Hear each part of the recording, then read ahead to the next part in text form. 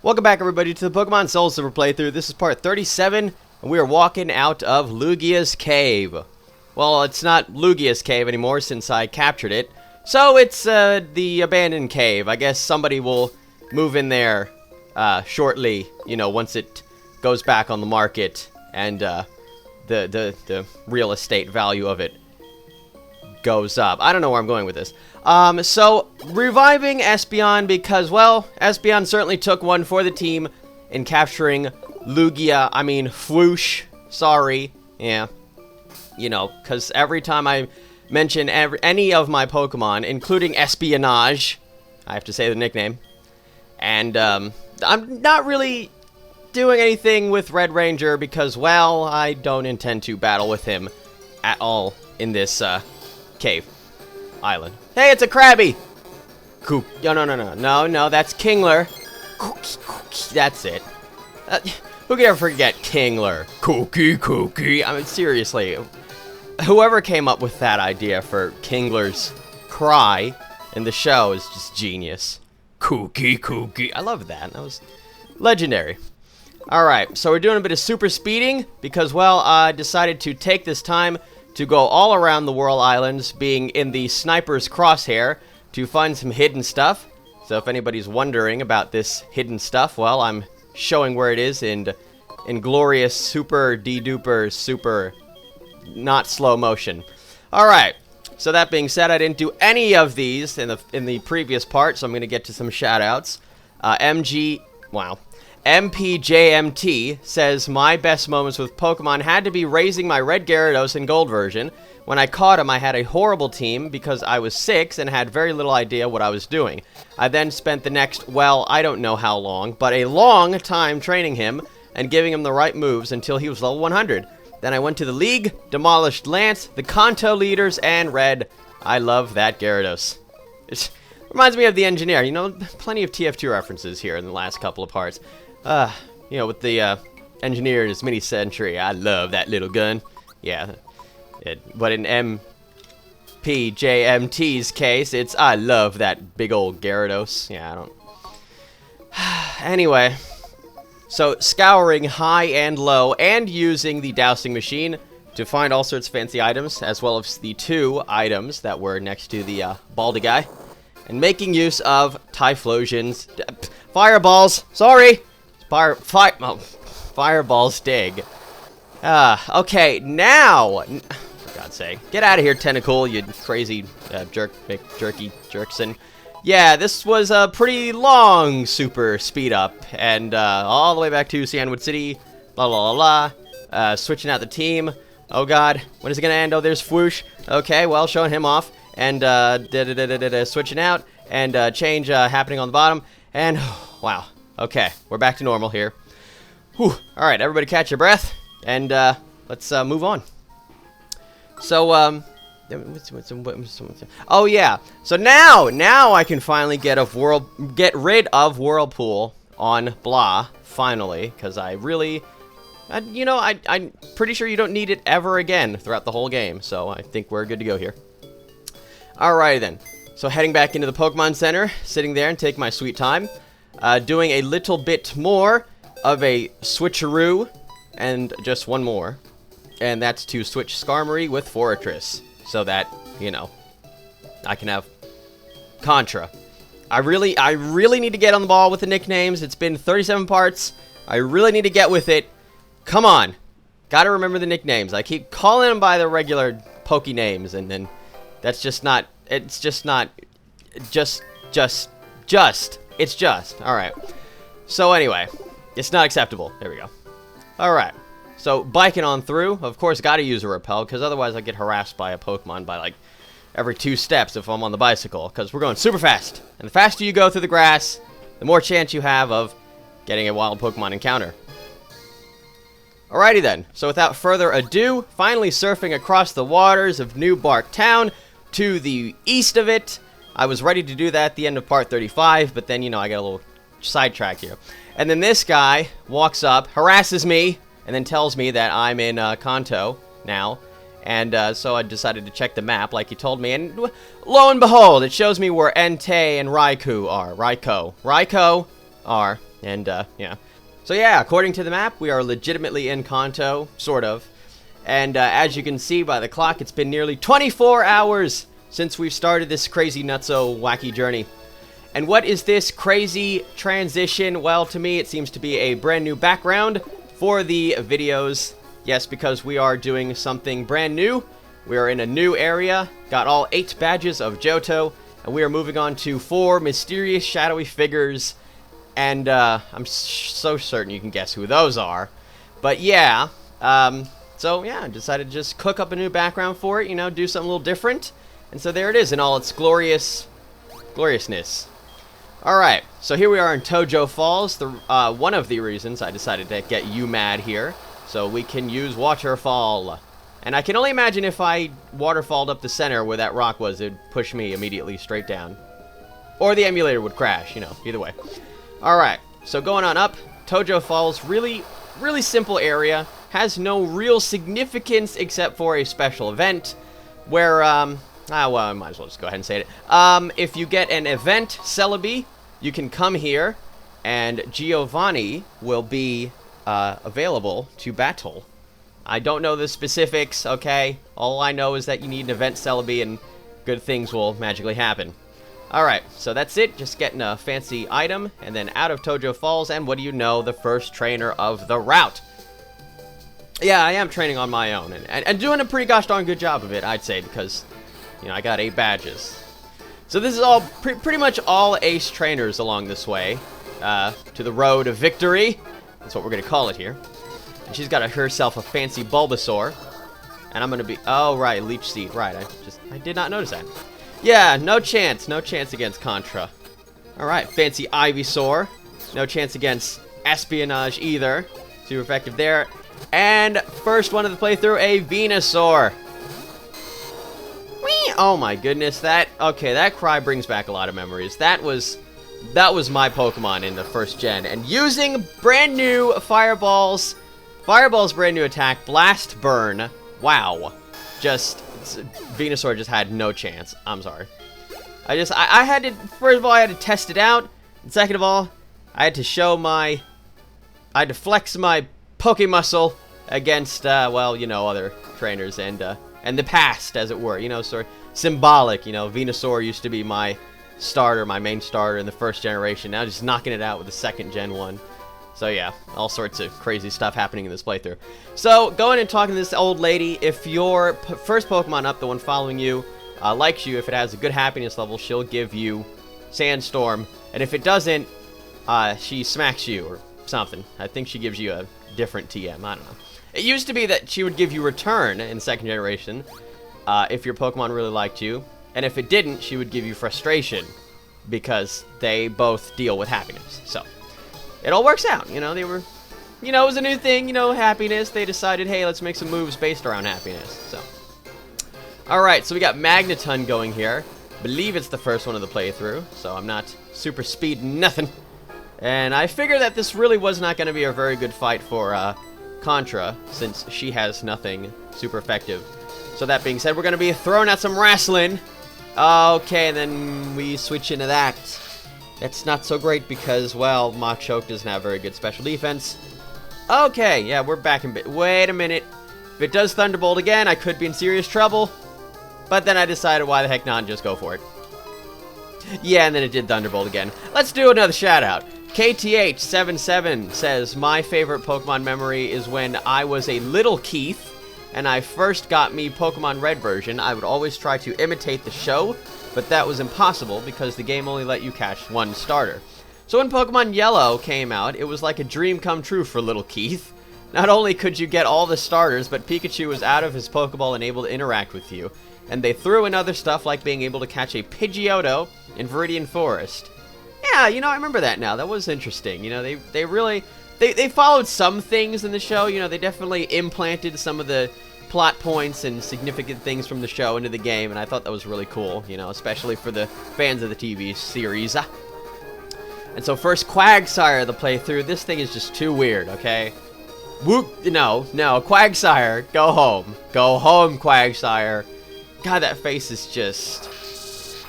it doesn't work. It's just too freaky. I really hope that UMAD does something about this, and soon, because I want this to get off my screen.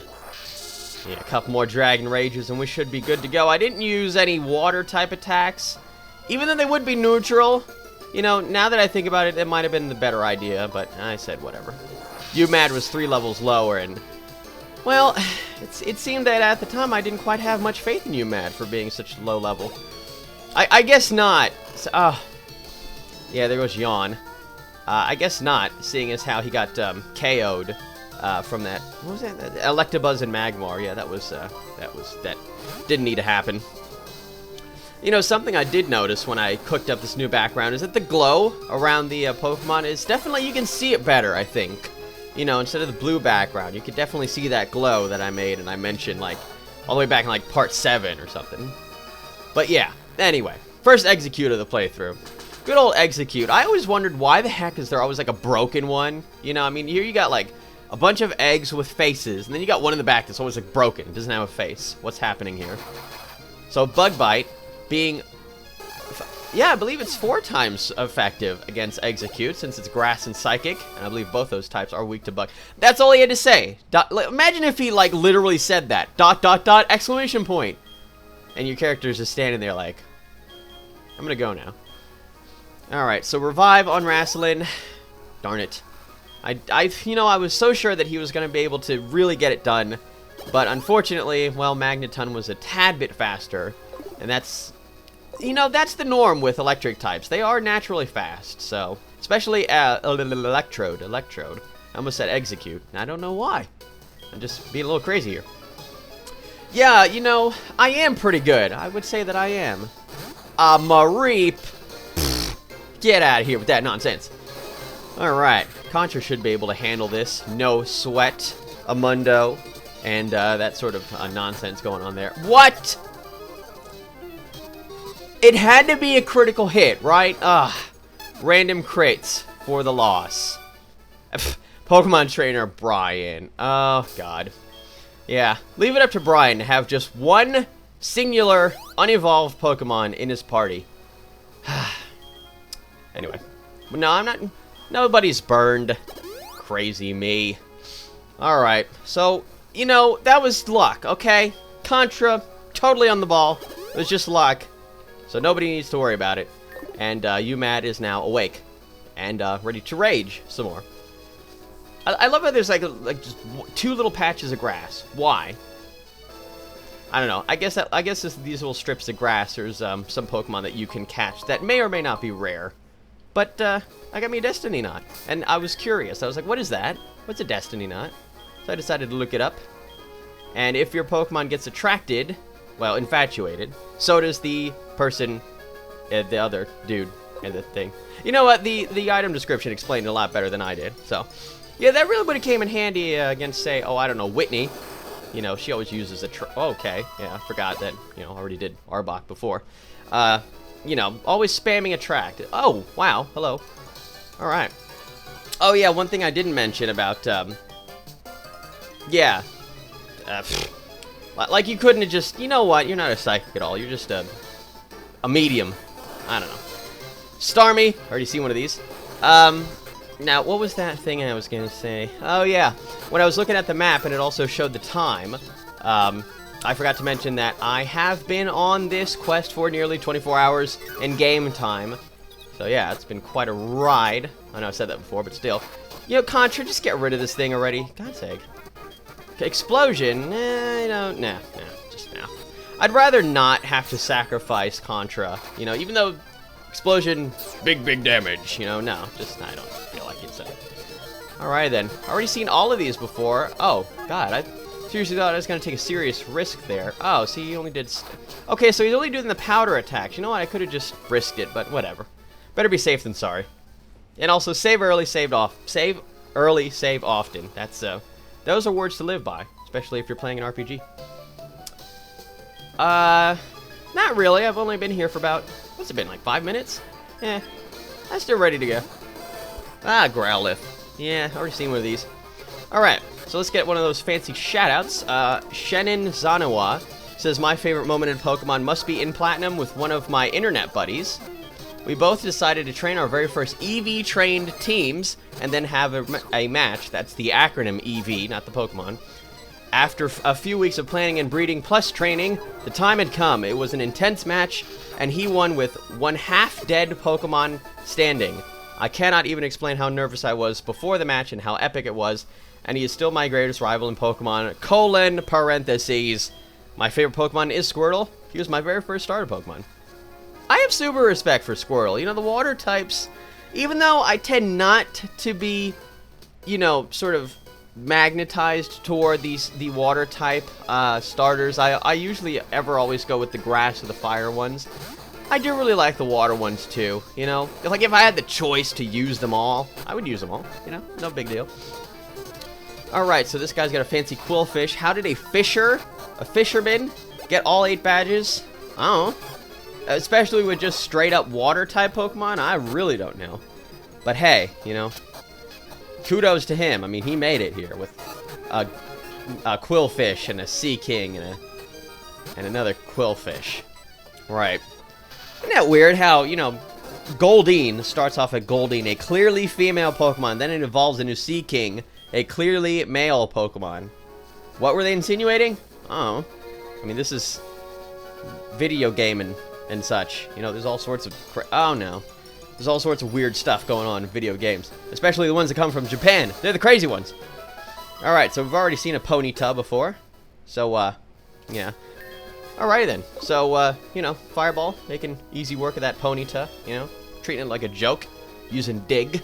You know, Dig is, it's the only ground type move that I have, so I don't really think I'm going to get rid of it, you know, even though, Typhlosion is sort of a special-based attacker, but, you know what, Dig is it is what it is, man. Electric types are only weak to one thing, and that's ground type, so, you know, gotta go with it.